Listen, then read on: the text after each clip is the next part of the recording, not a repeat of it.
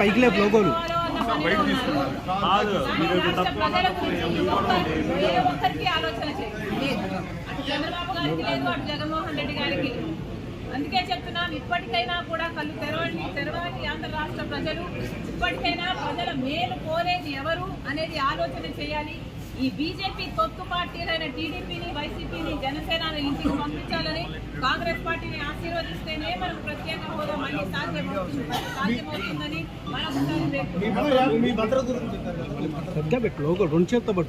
నేను